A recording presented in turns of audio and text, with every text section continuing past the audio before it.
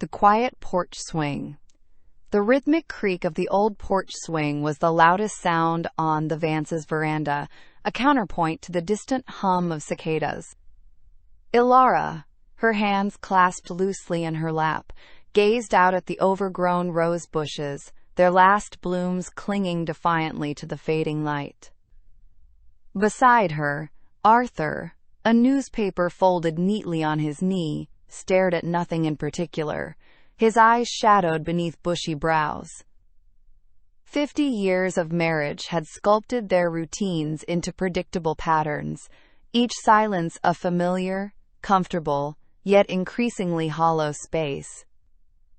They had long since exhausted the easy conversational topics, and the harder ones remained unspoken, gathering dust like forgotten heirlooms in the attic of their shared life. A gust of wind rustled through the maple tree, scattering a few yellow leaves across the porch floorboards. Elara shivered, not from the chill, but from an unnamed melancholy that often settled upon her in the twilight hours. She glanced at Arthur, his profile etched against the deepening indigo sky. He seemed carved from the same stoic wood as the swing itself, unmoving, impenetrable. She wondered if he felt the same quiet ache, or if his inner world was as still and uncluttered as his outward demeanor suggested. The sharp clatter of the mailbox lid breaking the evening hush made them both jump slightly. "Mail's here," Arthur grunted, as if stating a profound discovery.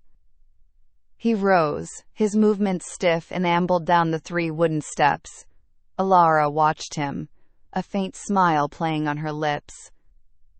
For all his gruffness, he still insisted on fetching the mail, a small, steadfast ritual.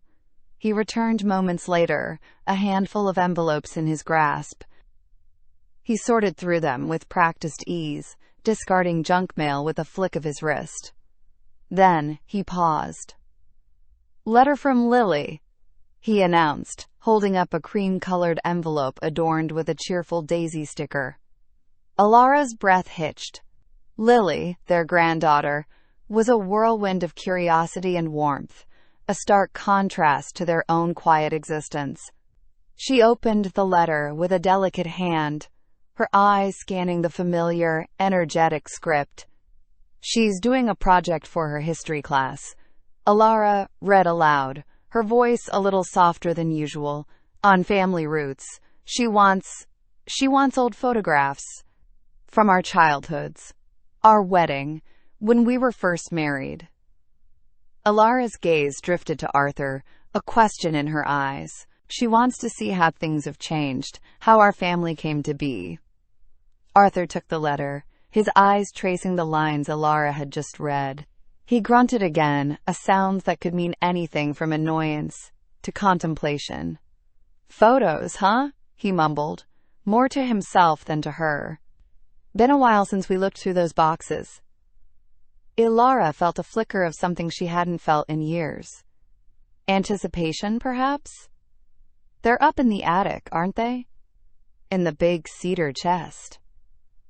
Arthur nodded slowly, his gaze still fixed on the letter. "Stacked in a few shoeboxes, too, I reckon. Might be a bit of a job." He looked up then, meeting Elara's eyes across the space between them. A fleeting, almost imperceptible spark passed between them, a shared understanding of the task ahead. "Tomorrow, then," he said, his voice surprisingly gentle. "We'll tackle it tomorrow." Elara smiled, a genuine, unforced curve of her lips. The porch swing creaked on, but the silence between them now felt different, imbued with a nascent purpose. Dusty memories.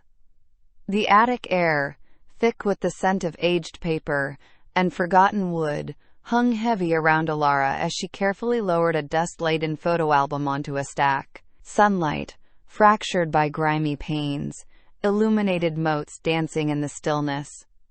Arthur, grunting softly, maneuvered a bulging cardboard box filled with loose photographs. "Might as well tackle these first," he muttered, his voice raspy.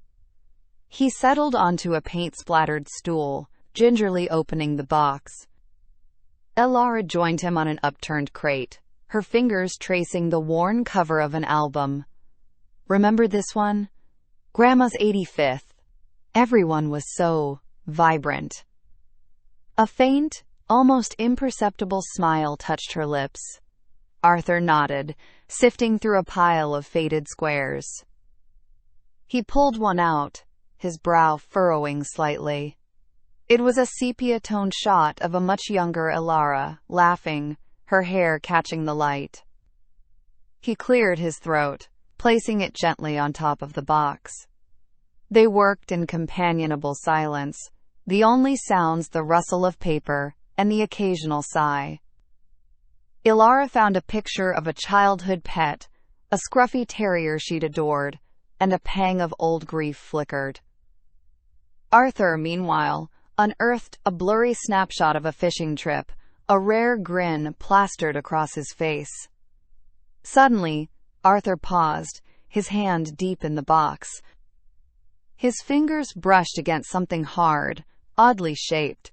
He pulled it out, a small, unpainted wooden birdhouse, intricately carved, its entrance hole a perfect circle. Dust coated its tiny perch and slanted roof. "Well, I'll be," he murmured, turning it over in his calloused hands. "Where did this come from?" He squinted, a faint flicker of recognition in his eyes. I think I made this years ago. For the garden, I think." He looked at Elara, a question in his gaze. Elara reached out, her fingers gently touching the smooth, cool wood. The simple craftsmanship, the careful details, stirred a quiet resonance within her. She remembered watching him in the shed, sawdust clinging to his hair, the rhythmic scrape of a carving tool. It was a faint memory, almost lost to the years, but it was there, a delicate thread connecting them to a younger, less burdened time. She didn't speak, just offered a small, knowing nod, her eyes softening as she looked from the birdhouse to him. The forgotten craft, rediscovered, hummed with a quiet significance between them. A pressed daisy and a familiar voice. The forgotten cookbook, smelling faintly of dried lavender and old parchment, slid from the top shelf with a soft thud. Elara, reaching for her grandmother's lemon bar recipe, paused, her fingers tracing the worn, leather-bound spine.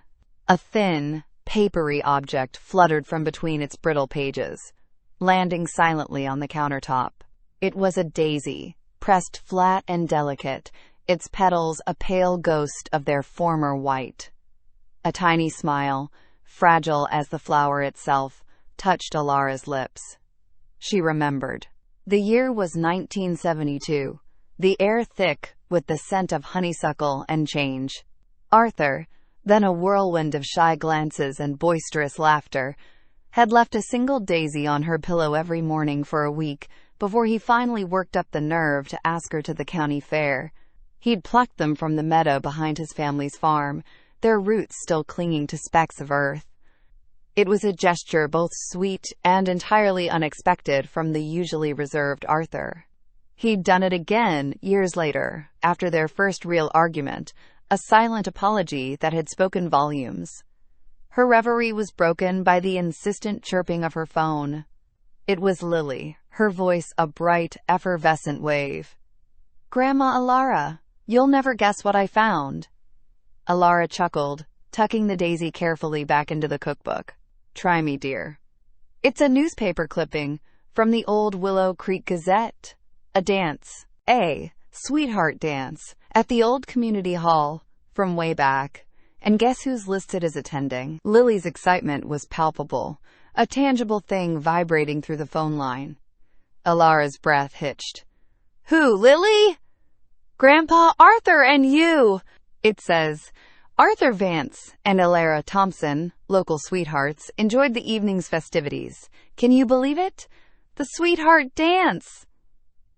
"You two were sweethearts," Lily giggled, a sound that always made Elara feel a little lighter.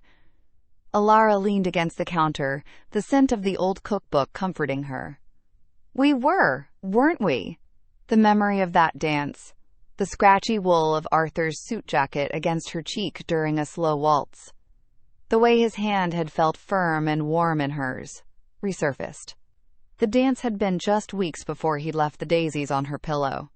"I'm gonna frame it," Lily declared, oblivious to the tender memories she'd stirred. "It's perfect." "Don't you think it's perfect, Grandma?" Perfect, Elara thought, gazing at the cookbook, still open to the page where the daisy now rested. Perfect in a way Lily couldn't possibly understand yet. Stitched secrets and shared melodies. The scent of old canvas and dried river water clung to Arthur's fishing hat as Elara pulled it from the overflowing hall closet. She was attempting a long overdue tidying, a task Arthur had grumbled about but secretly appreciated. The hat, a floppy, sun-faded relic, was practically a second skin to him. As she flattened its brim to make room for a stack of folded blankets, her fingers brushed against a small, rough patch on the inside of the crown. Curiosity piqued, she turned the hat over, her eyes adjusting to the dim light of the closet.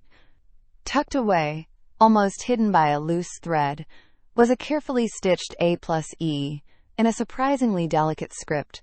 Her breath hitched. It was the exact same embroidery she'd found on the faded handkerchief in her own cedar chest just last week. A faint smile, tinged with a familiar ache, touched Elara's lips. She remembered stitching those initials, a secret act of teenage defiance and hope, believing no one would ever see them. Arthur, then a gangly boy with perpetually scraped knees, had worn that hat every day that summer. He must have known, or at least suspected, yet he'd never mentioned it. A warmth spread through her chest, chasing away some of the closet's musty chill. She carefully replaced the hat, a newly discovered treasure among the forgotten clutter.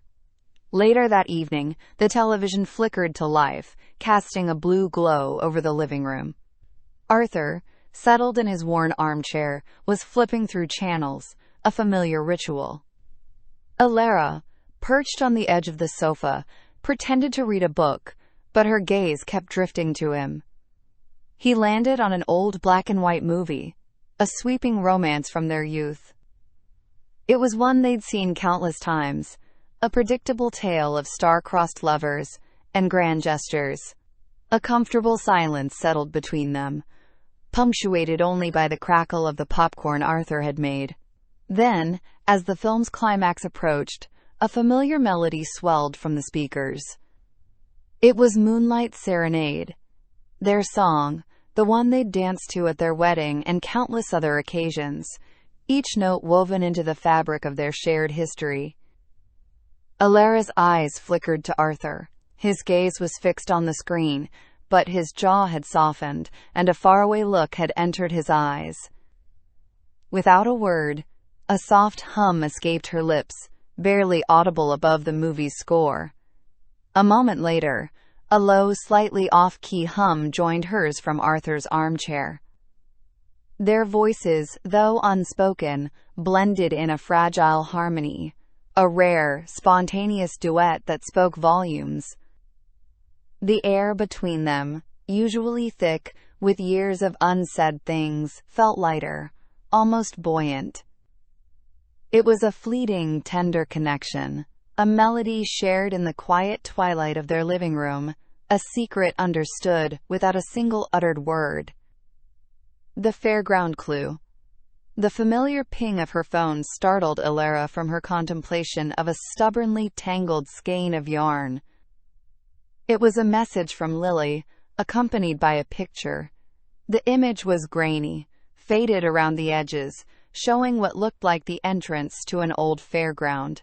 A faded banner, barely legible, fluttered above a ticket booth. Elara squinted, a faint tremor passing through her. "What's that?"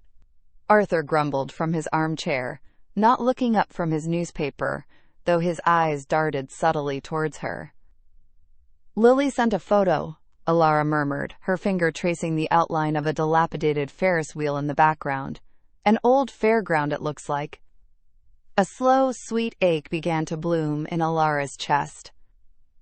The scent of fried dough and stale popcorn, the distant thrum of generator engines, the cacophony of barkers and excited screams, all of it flooded her senses. She remembered it so vividly, the summer air thick with expectation. "Remember that one, Arthur?" she asked softly, her voice barely a whisper. "The one where you won me that enormous teddy bear?" Arthur's newspaper rustled, a little more aggressively than necessary. He cleared his throat. "Teddy bear? You've got a dozen of those dusty things in the attic." Elara smiled, a genuine, unbidden smile that softened the lines around her eyes. "Not like that one. That was the first. The one you spent half your wages trying to knock down those ridiculous tin cans. You looked so determined, your brow furrowed, your jaw set." She paused, a wistful note entering her voice. "You swore you'd win it for me, and you did. That giant, fluffy, purple monstrosity, I thought it was the most beautiful thing I'd ever seen." A faint flush crept up Arthur's neck, visible above the collar of his shirt. He didn't respond directly, but Elara noticed his grip on the newspaper had loosened, and his eyes, though still fixed on the page, seemed to be staring through it rather than at it. A small, almost imperceptible tilt of his head suggested he was listening, truly listening, to the echo of her memory. He wouldn't admit it, not out loud, but she knew. He remembered it too. The sun setting, painting the sky in fiery hues, the joyful weight of that ridiculous bear in her arms, the feeling of his hand, warm and strong, intertwining with hers as they walked away from the glittering chaos.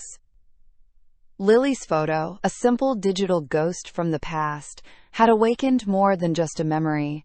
It had stirred a feeling, a warmth that had long lain dormant, waiting for a trigger to bring it back to life. The hidden locket. Arthur wrestled with the unyielding floorboard, a grunting battle against the house's ancient grip. He'd anticipated a flurry of dust or a misplaced tool while tackling the kitchen sink's persistent drip, but not this. Tucked behind a loose tile, amidst a whisper of sawdust and forgotten crumbs, lay a small, tarnished locket.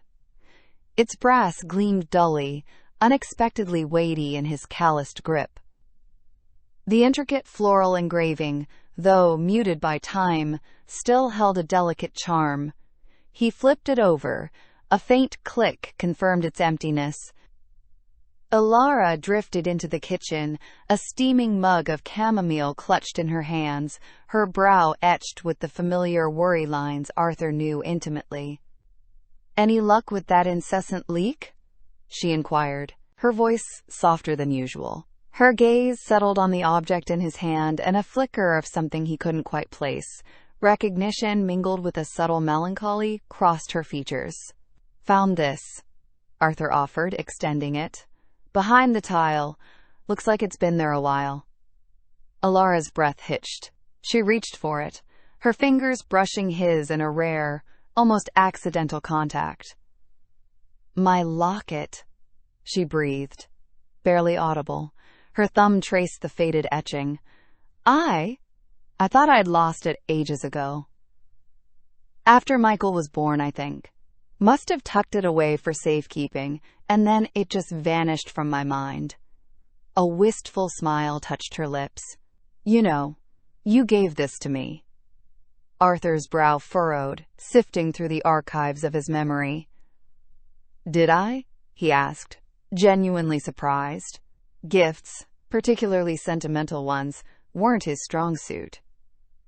Elara nodded, her eyes distant, lost in a landscape of the past. "Yes. Our first anniversary. We were penniless back then, remember? You saved for weeks, working extra shifts at the mill. You said it wasn't much, but it was everything you had. You said it was to hold all the secrets we'd share." She met his gaze, a genuine smile now blossoming, erasing the worry lines. It was the most beautiful thing I'd ever been given. A warmth spread through Arthur's chest, unexpected and profound. He recalled the agony of choosing it, the awkwardness of its presentation. He'd felt foolish then, but seeing Elara's face now, illuminated by a memory he'd completely forgotten, made it all worthwhile. "Secrets, eh?" he murmured, a rare, playful glint in his eye. "Any good ones in there?" Elara chuckled, a soft, melodious sound Arthur hadn't heard in far too long. "Only the best kind, Arthur. Only the best." A spontaneous date. The locket lay on the oak table between them, a silver promise of memories. Elara traced the worn engraving with a delicate finger. "It's been years since we've been to the fairground," she murmured, her voice a soft current in the quiet kitchen. Arthur, who had been absently polishing his reading glasses, paused. He looked at the locket, then at Elara, a flicker of something unreadable in his steady gaze. "The old one?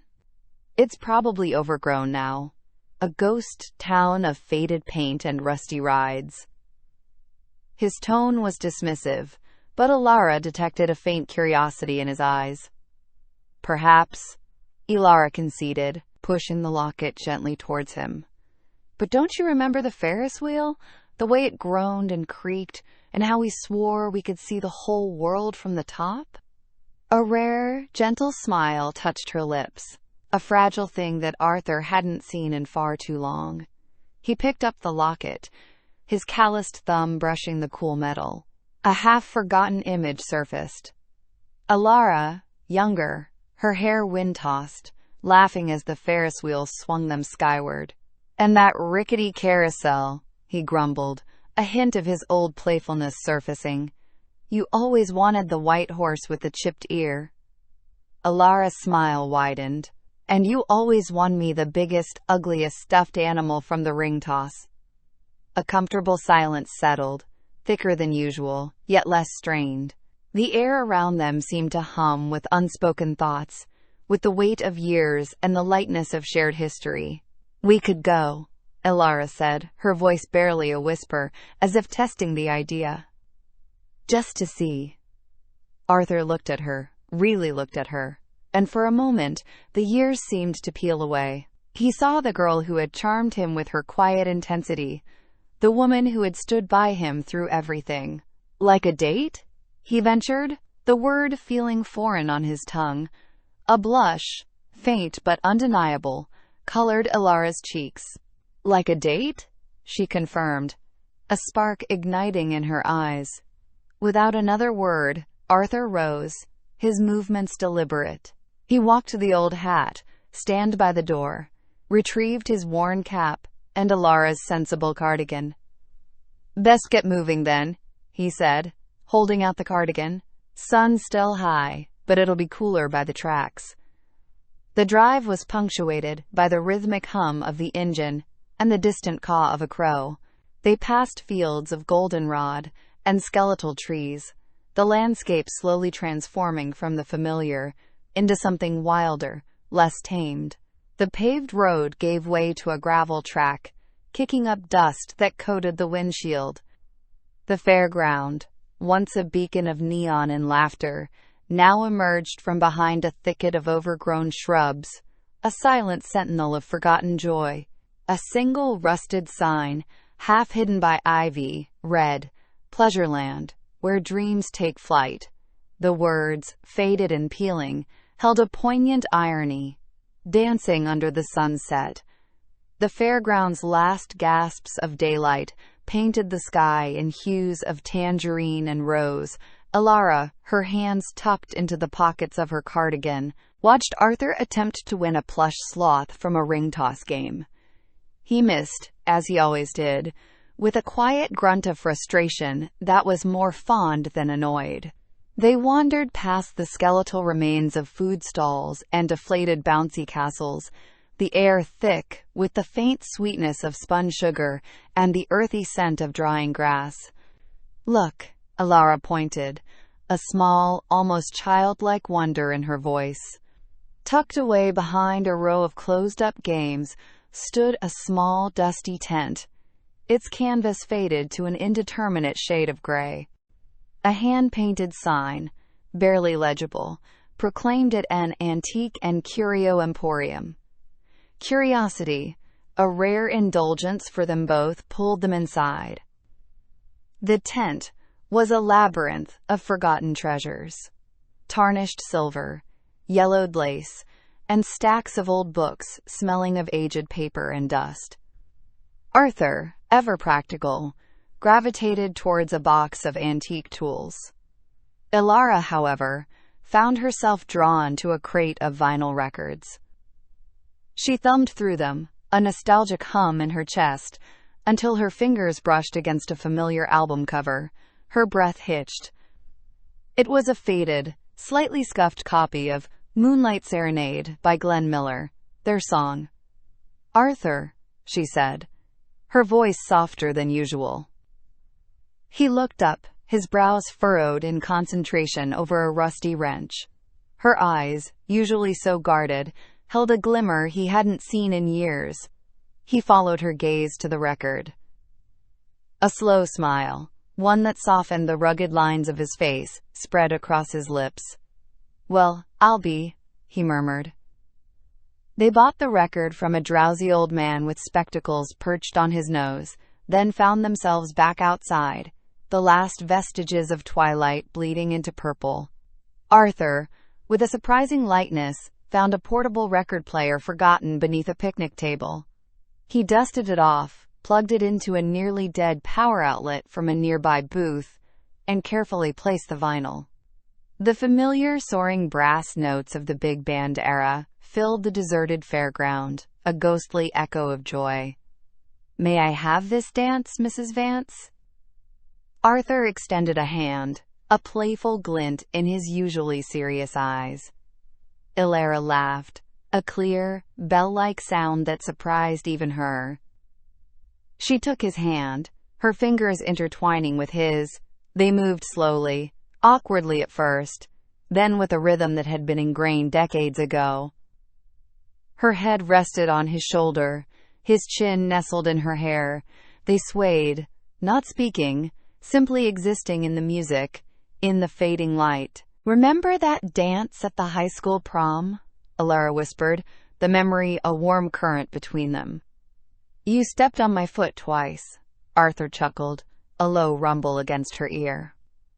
"You tried to convince me we were waltzing."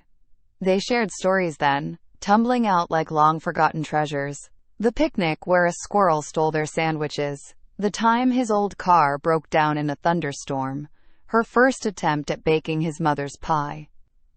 Each memory was met with a shared smile, a gentle squeeze of a hand. The music played on, a silent testament to a lifetime of shared moments, the spark between them reigniting, bright and steady under the deepening indigo of the sky. The porch swing revisited. A wave of honeysuckle sweetness, almost dizzying, washed over them as they ascended the time-worn steps. Elara's hand, a delicate counterpoint to Arthur's larger, work-roughened one, remained intertwined with his. The porch swing, an ancient oak bench whose chains hummed a low, creaking song in the evening breeze, extended an invitation. They settled onto it, not at their usual distant poles, but close enough for shoulders to brush. The wood beneath them sighed a familiar, welcoming groan. Arthur's exhalation was deep, a sound of profound contentment Elara hadn't heard echo from him in what felt like an age. "A good day," he rumbled, his voice a low current. "Indeed," Elara affirmed, leaning back against the cushion, her gaze drawn to the horizon, where the last vestiges of sunset bled into the sky. The air, now pleasantly cool, offered a crisp counterpoint to the day's warmth. Quite unexpectedly so. A comfortable quiet descended, punctuated solely by the symphony of crickets and the gentle, rhythmic sway of the swing. Its hypnotic cadence lulled them into a shared space of unspoken understanding. Elara found herself idly tracing the topographical lines on Arthur's hand, a small, forgotten gesture she now realized she'd missed. He offered no resistance. Instead, his fingers tightened around hers, a silent, powerful affirmation. "Remember the time?" Arthur began, his voice softer now, a memory stirred. "We attempted to paint this swing, ended up adorned in more paint than the wood." A soft chuckle escaped him, a sound that bloomed like warmth in Elara's chest. "And you swore off paintbrushes forever." Elara finished, a smile playing on her lips. "Still haven't picked one up." "Have you?" he grunted good-naturedly. "Some endeavors are best entrusted to the professionals, Elara." The sudden, jarring chirp of a cell phone shattered their reverie. It was Elara's. Lily's vibrant photo illuminated the screen. "Hello, darling," Elara answered, her voice imbued with a tenderness that had been conspicuously absent that very morning. "Grandma! Grandpa! How was your day? Did you like the museum? Did you go to the cafe? Did you see the old clock shop?" Lily's eager questions tumbled forth in a single, breathless cascade. Arthur leaned closer, a smile spreading across his face as he listened. "Tell her about the painting," he prompted Elara, a mischievous glint in his eye. Elara's laugh was a clear, bell-like chime. "Well, Lily, your grandfather and I certainly had an adventure today. We did visit the museum, and we did stop at the cafe. And yes, we spotted the clock shop, though we didn't venture inside." She paused, glancing at Arthur, who offered a knowing nod. "And it turns out that old painting you insisted we seek out, well, it held a rather surprising connection." "And the cafe," Arthur interjected. "That young woman Elsie was quite the character, just as you described." Lily gasped on the other end. "No way! You went to the museum and the cafe? And Elsie was there? Oh my goodness, it all worked out." Her joy was a tangible, infectious current. "It certainly did, sweetheart," Elara said, her gaze finding Arthur's. "It certainly did. Thank you, Lily, for providing the gentle nudge we needed." Arthur gave Elara's hand another squeeze. "You certainly know how to pick 'em, kiddo," he murmured into the phone, his voice thick with unfeigned affection.